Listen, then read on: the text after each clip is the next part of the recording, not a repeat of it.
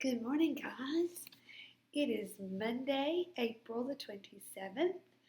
This marks the 6th week of our online learning. It's been going on for a while now, so if you are checking out this video, I appreciate it. I appreciate you watching these videos, and I hope that you've been able to take a little bit away from them, maybe to help your child during this time at home. As always, remember you can reach out to me anytime. I would be happy to help in any way, even if it is just to chat with your child, just to break up the day. If you're watching this, you're probably one of my kindergarten through third grade students, so welcome. And today we're going to go back to an Arthur story. It's actually called Arthur's Birthday. We all have birthdays, so I want you to think about when yours is. Mine is August the 21st. So when is your birthday? Your turn. But anyway, let's jump into our story today, which is called Arthur's Birthday.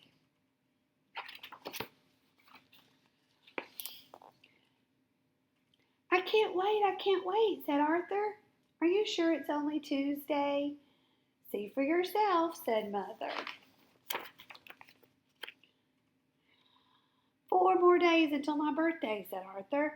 I hope everyone can come to my birthday party. What kind of cake should I bake? Asked Grandma Thora.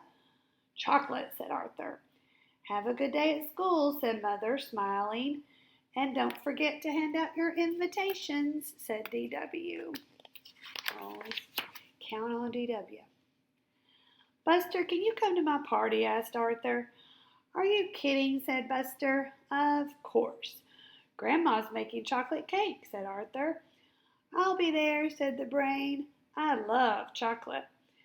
How about me? Asked Binky Barnes. You're invited, said Arthur, and Francine too.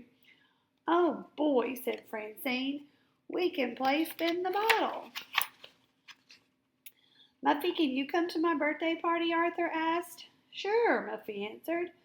When is it? Saturday afternoon, said Arthur.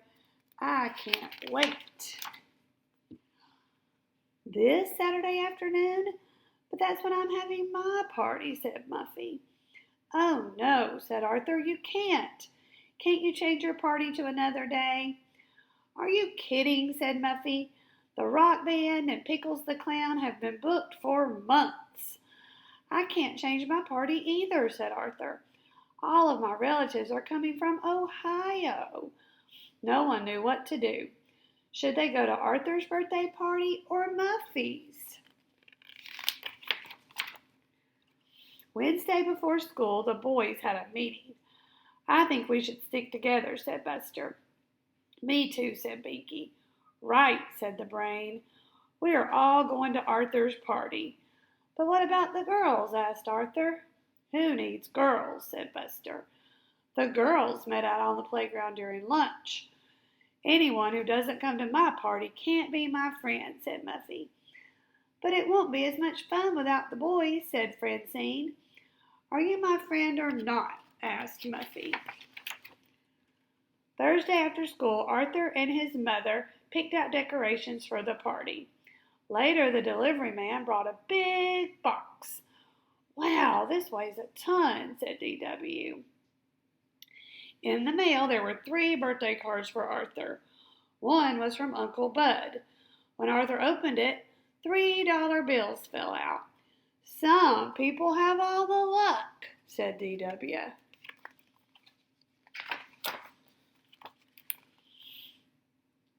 On the way home from school Friday, Arthur ran to catch up with Francine. I wish you could come to my party, said Arthur. I promised Muffy, said Francine, but I wish I could go to both. What's a party without boys? Wait a minute, said Arthur. I have an idea. That's great, said Francine. I'll help. They ran to Arthur's treehouse. Arthur found pencils, paper, and markers. Let me write them, said Francine. It has to look like Muffy's handwriting. Okay, said Arthur, but be sure to give one to all the girls. That night, Arthur told his parents about his plan. Early the next morning, Arthur and Francine delivered their notes. One to Prunella, one to Sue Ellen, and one to Fern. The last note they delivered was a special one. All done, said Arthur. See you later, said Francine. It was to Muffy. I smell pancakes, said Arthur when he got home. Your favorite, said Father. And maple syrup all the way from Ohio, said Aunt Bonnie. Happy birthday, said Cousin George. Time for birthday kisses, said Mother. Well, 8 birthday hugs, said Grandma Thora. And don't forget a pinch to grow on, said D.W. Arthur stood by the window. It was almost noon. Someone is coming, he cried. It was Sue Ellen. What are you doing here? Asked Sue Ellen. What are you doing here? Asked Buster. It's a surprise for Muffy, said Francine, coming up behind them. It's a surprise for all of us, said the Brain. Everyone find a place to hide, said Arthur. Muffy will be here any minute. Shh, whispered Buster. Here she comes. Arthur opened the door. Hi, Arthur.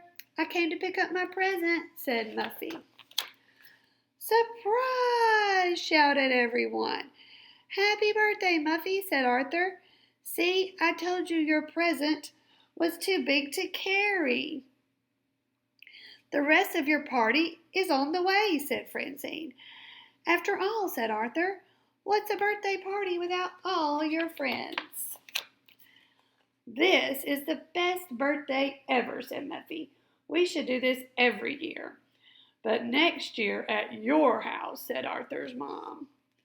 Time to open presents, said Francine. I picked out one especially for you. You have to promise me you'll use it right away. Sure, said Arthur. I can't wait. Happy birthday, Arthur. It says Francine's Spin the Bottle game. She wanted to play Spin the Bottle. The end. So how do you think Arthur felt whenever he realized that his party and Muffy's party were the same day? I bet he was really sad, and really disappointed. But he didn't pitch a fit. He came up with a plan. So, thinking back on this book, just like I want you to do whenever you read a book with your parents or to yourself, I want you to think about what happens in the beginning or first, and what happens in the middle or second, and then what happens at the end or third. So in this story, we know that first, Arthur was excited about his birthday. And then in the middle or second, we know that his birthday was the same day as Muffy's. And then third or last, we know that they celebrated together and had a great time. And look at the end of number 3, I have a different end mark. I have an exclamation point. And that's what you put at the end of a sentence when you're excited. So we know that they had a great time. So I want to mark that that is an excited sentence. So the sentence that we're going to write together is, Arthur was excited about his birthday. And remember, you should mix up your words for your sentence. So you're having to use your phonics and your reading skills when you go to put them in order. And then you're going to give yourself one word per line to write on. So you're thinking about your spacing in between words. And we're going to go with Arthur was excited about his birthday. So I'm going to lower my computer screen down so you can see me write. Remember, we're going to start at the top, take our time. Writing is not something that we're rushing through because we're basically just writing one sentence. Arthur, space, was, think about your letter formation, start at the top. Excited about his birthday. And if there's a particular letter that gives you a lot of trouble, like let's say the letter E, that one can be hard for people. What you could do is get another piece of paper and practice those letters that are difficult. Like with an E, I'll always say little line out, up and around. Little line out, up and around. Or if it's a G, work on making your circle and then your dangly line. So you can kind of take this time to practice letters that are problematic for you. So remember that you can do this little trick with any story that you're reading. The next activity I'm going to highlight today, or we are going to make a couple of things out of paper. First thing we're going to make is a paper airplane. You're going to take your piece of paper and you fold it at the very top. 1, 2. So it looks like that. Hopefully everybody can see. This is something you can also look at online if my directions are not good enough. So you're starting at the top, fold over 1, fold over 2. And then once you've got those folds, you're going to fold your paper in half. So it looks like this. And then you're going to take your paper and fold it out till it touches the edge. 1. And on the other side as well, fold it out until it touches the edge. And then look, ta-da! You made a paper airplane that you can fly around your house. You could have a battle with your mom or your dad or your brother or your sister. Isn't that cool? So that's the first thing we're going to make out of paper. And the second thing we're going to make out of paper is a fan. You're going to take your piece of paper and you're going to fold. First of all, fold towards you. And then pick up your paper and fold away from you. And pick up your paper, fold towards you. Pick up your paper and fold away, all the way to the end. Pick it up, fold it toward you about an inch. Pick it up, fold away from you about an inch.